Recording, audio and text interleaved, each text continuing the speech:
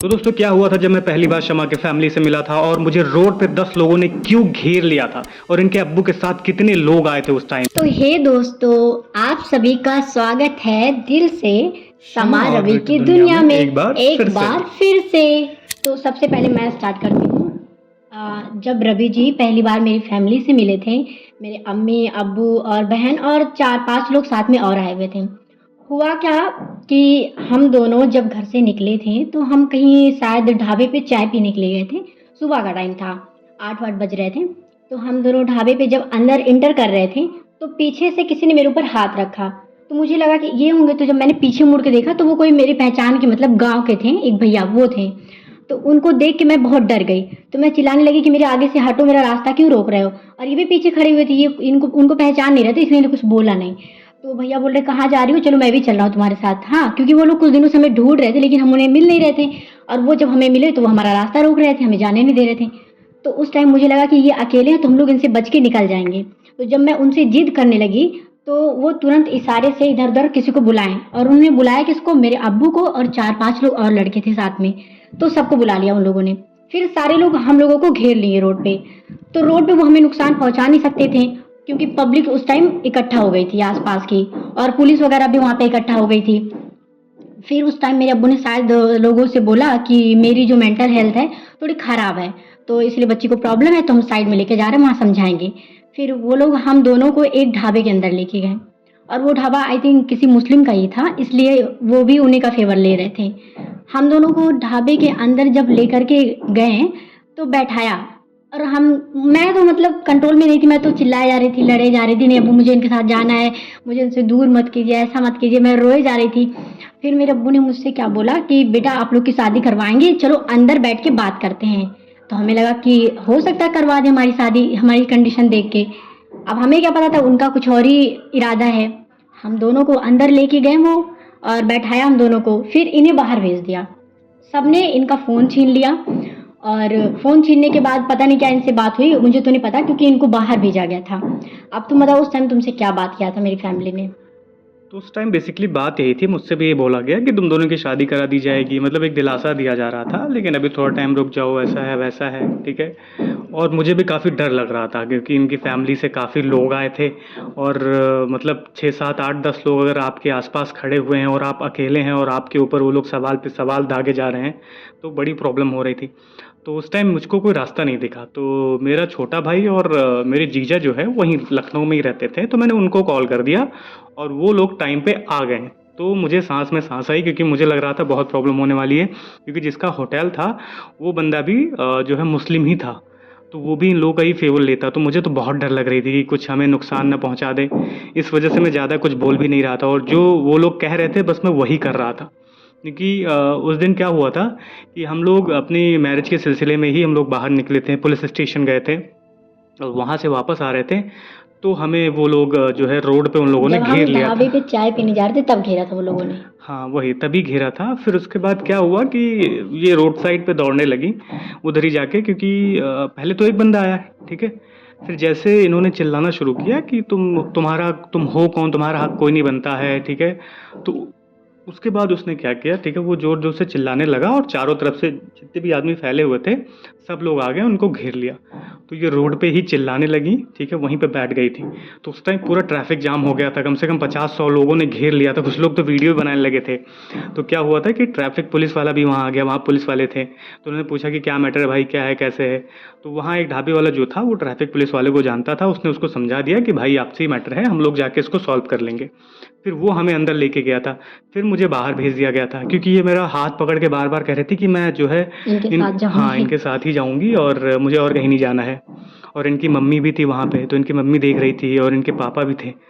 तो भाई वो तो बड़ी प्रॉब्लम हो रही थी, उन लोग का जो नज़रिया था और देख के उनको और गुस्सा आ रही थी कि हमारी लड़की इस लड़के पे इतना भरोसा क्यों कर रही है, ऐसा क्या है, ठीक है। उन लोगों का यही था कि कुछ करवा दिया है इसने, ऐसा कर दिया वैसा कर दिया। तो उस चीज़ को लेके काफ़ी कंसर्न थे। हालांकि मतलब मेरा जो अटैचमेंट है मेरे पूरे घर में वो मेरी अम्मी से बहुत ज़्यादा है।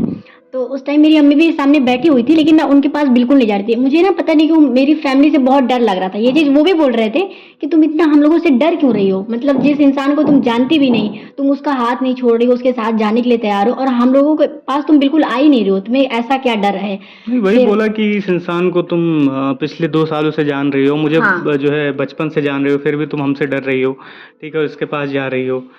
तो मेन था इनकी मैं इसलिए डर रही थी, मुझे पता था कि अगर मैं वापस अब इनके साथ जाऊँगी तो मेरे साथ क्या होगा मुझे नहीं पता। देखो मतलब अब इस हद तक तो मैंने चीज़ें नहीं सुनी थी कि पेरेंट्स अपने बच्चों को इन सब चीज़ों की वज़ह से जान से मार देते हैं। अब वो मैंने चीज़ें देखी भी हैं और सुनी भी हैं। तब मुझे इतना डर नहीं था। बस ये था कि हाँ, मारे-पीटेंगे और इनसे मुझे हमेशा के लिए अलग कर देंगे। फिर उस टाइम हुआ क्या, तो जब उनको लगा कि मैं आउट ऑफ कंट्रोल हूँ, मतलब मैं इनको छोड़ नहीं रही हूँ और ना ही छोड़ूँगी। उनको यकीन हो गया कि ज़बरदस्ती तो वो नहीं कर सकते।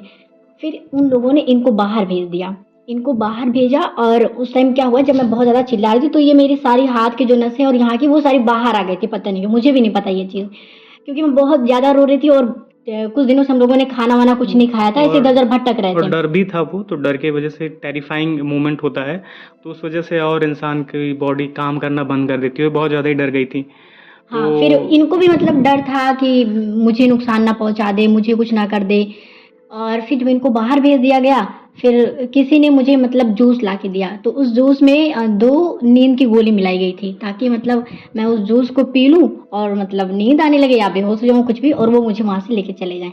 तो हालाँकि मैं पी नहीं रही थी वो जूस, क्योंकि ऐसी कंडीशन में कोई मुझे कुछ खिलाता-पिलाता तो मैं खाती थोड़ी।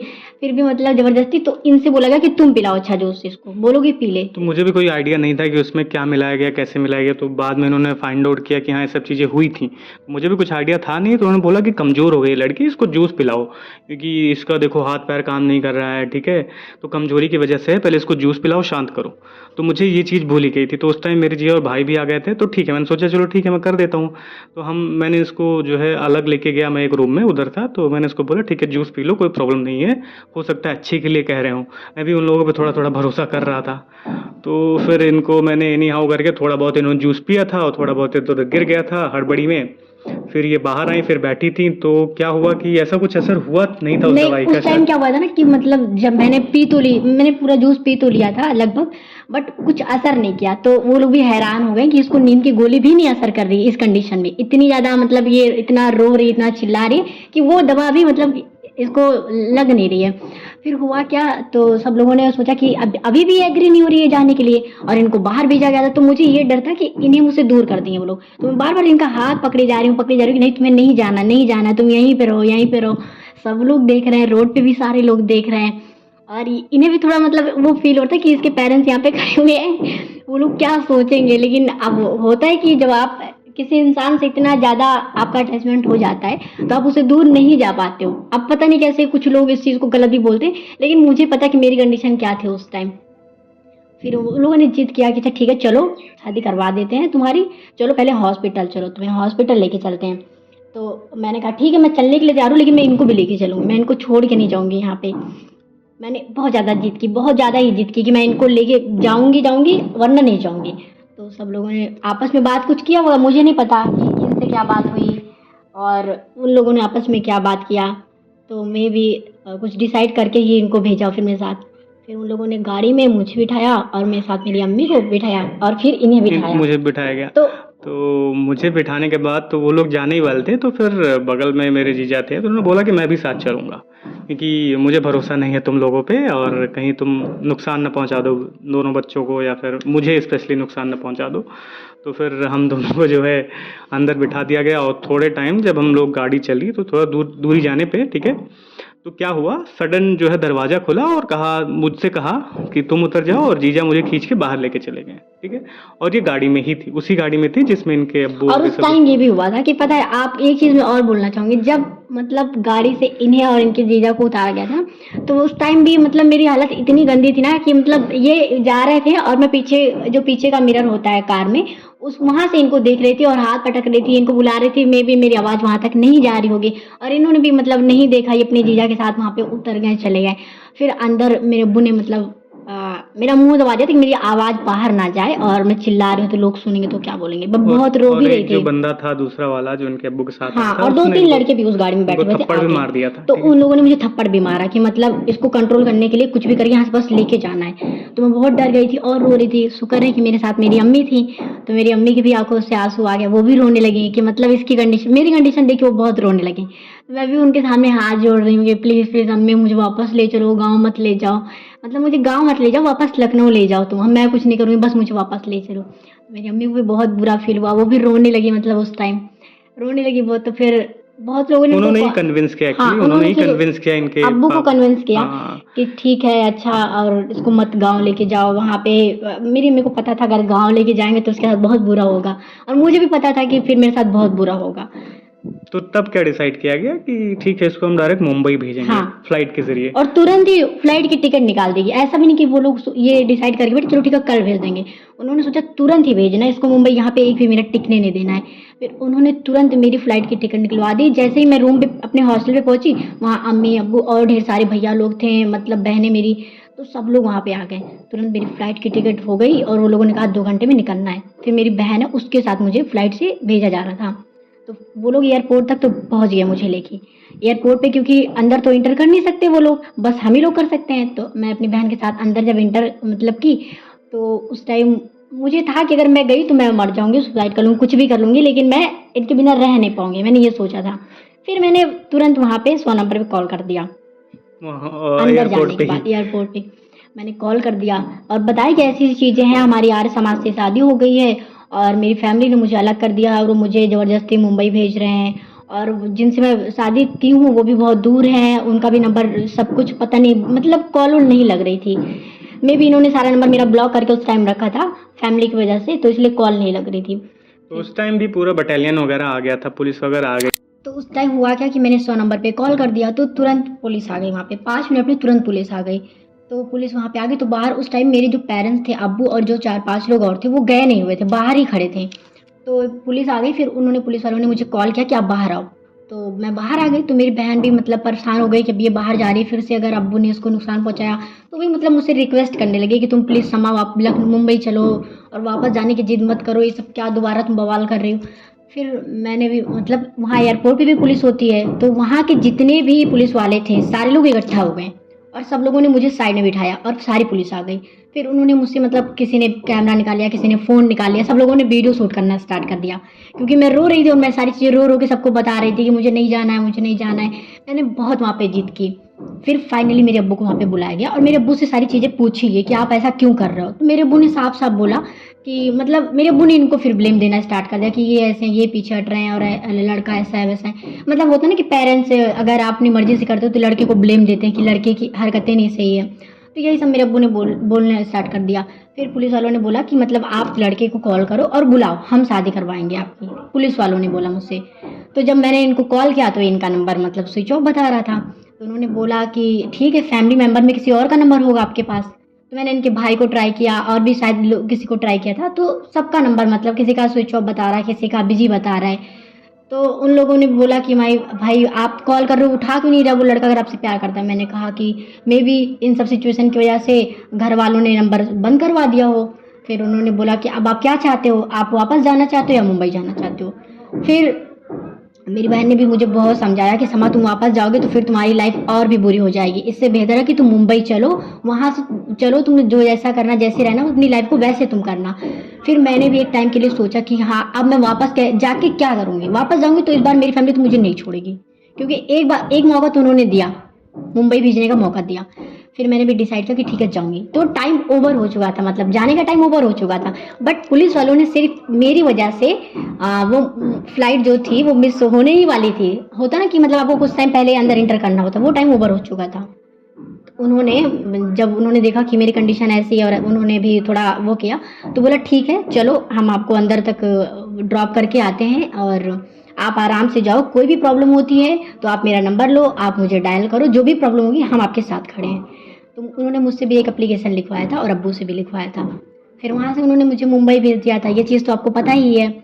और और बैकग्राउंड में क्या हो रहा था जब ये वहाँ पे थी, तो उस टाइम क्या हो रहा था कि इनकी फैमिली वाले मेरे पास आए, तो इनका कुछ सामान मेरे पास पड़ा हुआ था, तो उस चीज़ के लिए डिमांड कर रहे थे कि हाँ, वो सब सामान कहाँ है, कैसे है। मार्कशीट थी मेरी हाई और स्कूल की और 5-6 इंटर लोग की। आए थे साथ में, तो उस टाइम फॉर्चुनेटली 3-4 लोग हमारे साथ थे, इस वजह से उन्होंने ऐसा कुछ नुकसान नहीं पहुँचाया, खाली सामान मांगने लगे कि कहाँ है, कैसे है, तो सब कुछ उन्होंने मुझसे छीना और फिर कहा ठीक है भाई तुम जाओ अभी, ठीक है। तो फिर हम दोनों का कनेक्शन ही नहीं था उसके बाद, और आगे की तो स्टोरी आप लोगों को पता ही है कि क्या क्या कैसे कैसे हुई। और उस चीज़ के बाद मुझे लगता है कि जो मेरी कंडीशन है कुछ, तो अब हम लोगों ने ऐसा किया है तो मेरी जो फैमिली है ना वो मुझे अभी तक ब्लेम देती है कि तुमने बहुत गलत किया है, तुम कभी खुश नहीं रहोगी। मैं बस एक बात बोलना चाहती हूँ, मतलब मैंने जो किया वो गलत है उनकी नज़रों में, ये चीज़ चलो एग्री करती हूँ, लेकिन क्या जो सब लोगों ने मेरे साथ किया वो सही था? मतलब आप खुद सोचो, एक इंसान किस हद तक सहेगा, वो भी अकेले। अगर आपका पार्टनर भी आपके साथ नहीं है, आप अकेले हो और आपके पेरेंट्स प्लस सोसाइटी हर कोई आपके अगेंस्ट है, आप अकेले क्या करोगे?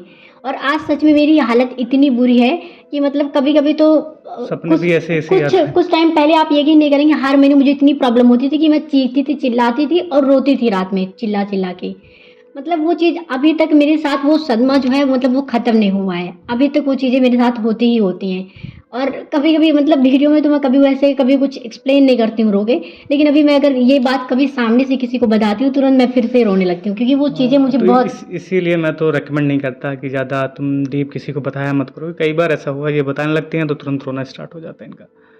तो इस वजह से मैं भी इनको कभी बोलता ही नहीं कि ये सब तुम बताओ, और जो हो गया ठीक है, अब हम अच्छी ज़िंदगी की तरफ बढ़ रहे हैं, तो उन सब चीज़ों पे हम फोकस करेंगे। जो पुरानी चीज़ें हमारे साथ बुरी हुई है उसको तो बदल नहीं सकते, तो बेहतर यही होगा कि हम अपने आगे का सोचें और पीछे का जो भी हुआ हमारे साथ उसको पकड़े न रहें। तो जीवन में आगे बढ़ना ही एकमात्र रास्ता होता है, या आप पीछे की चीज़ों को पकड़ के बैठे रहें और वहीं रुके रहें अपने जीवन में, या फिर आप उन सब चीज़ों को छोड़ के आगे बढ़ें। तो और ऐसी बहुत सी चीज़ें हुई मेरे साथ, जो कुछ मैंने देखो अभी मैंने आपको जो चीज़ें बताई है या मैं बता रही हूँ, वो एक हिसाब से मैं पूरा खुल के नहीं बता रही हूँ। क्यों? क्योंकि अभी पता है ये जैसे बहुत से लोग वीडियो देखेंगे तो उनको लगेगा एक तो इसने ऐसा किया, हिंदू धर्म में चली गई, शादी कर ली, ऊपर से खुद की फैमिली की बदनामी करवा रही है। तो मैं किसी की कोई बदनामी नहीं करवा रही हूँ, मैं बस चाहती हूँ कि उन्हें भी एहसास हो इस चीज़ का। जिस तरह से मुझे उनकी कमी महसूस होती है, मुझे उनकी याद आती है, मैं उनके लिए रोती हूँ, उनको लगता है कि ये तो मतलब बस करके चली गई शादी और खुश है अपनी लाइफ में। ऐसा नहीं है कि मुझे अपनी अम्मी की या फैमिली की कभी याद नहीं आती। इनको पता है कि मतलब अभी 3 दिन पहले मैं अपनी अम्मी के लिए रो रही थी। और सबसे बड़ी दिक्कत ये है कि अगर मैं कभी भी अपनी फैमिली के बारे में सोच लेती हूँ तो मुझे बहुत प्रॉब्लम होने लगती है। मतलब मेरा सर बहुत दुखने लगता है, बीपी बहुत ज़्यादा लो हो जाती है। फिर ऐसे ही चलता रहता पूरा दिन, हम दोनों में फिर बनती लड़ाई झगड़ा होता, इसीलिए मैं उस चीज़ को कभी दिमाग में लाती नहीं, खुद को बिजी रखने की कोशिश करती हूँ। राइट। तो दोस्तों यही था ये इस वीडियो का पार्ट, और हम ज़्यादा डीप जाएंगे तो मुझे पता है ये रोना स्टार्ट कर देंगी। तो बस यही है, और कुछ लोग कह रहे थे किवाड़ लगाओ, ऐसा करो, हम लोग फाइनेंशियली सपोर्ट करेंगे। तो मुझे नहीं पता वो सब चीज़ें कैसे काम करती है, और आप लोग मुझे कमेंट में बताओ कि क्या कैसे करना है, तो मैं शायद उस चीज़ पे वो कर पाऊँ, एक्शन ले पाऊँ। बाकी आप लोग का सपोर्ट ही सबसे इम्पोर्टेंट है। आप लोग जो कमेंट करते हो प्यारे प्यारे, वो सब चीज़ें बहुत इंपॉर्टेंट है हमारे लिए। और आपका देखिए जितने लोग सब्सक्राइब कर रहे हैं और कमेंट कर रहे हैं, वो बहुत बड़ी हेल्प होती है हमारे लिए, ठीक और है। बहुत से लोग जैसे अभी ये न्यू होंगे हमारे चैनल पे, जो हमारी वीडियो देख रहे हैं, उनको लग रहा होगा कि ये पहली वीडियो है, तो उनसे भी रिक्वेस्ट है प्लीज़ हमारे चैनल को सब्सक्राइब कर लें। और भी वीडियो जो हमारे पड़े हुए हैं चैनल और पे भी उसको भी हमने पोस्ट किया पिछली भी इतनी, आई थिंक मेरे ख्याल से 6 या 7 वीडियो हो गई है। तो अगर आपने अभी तक वो वीडियो नहीं देखी है तो प्लीज़ उस वीडियो को भी आप देखें और हमें ढेर सारा प्यार दें। और आपको वीडियो अच्छी लगती है तो आपको चैनल सब्सक्राइब करना है। Yes, thank Thank you you. So much everyone.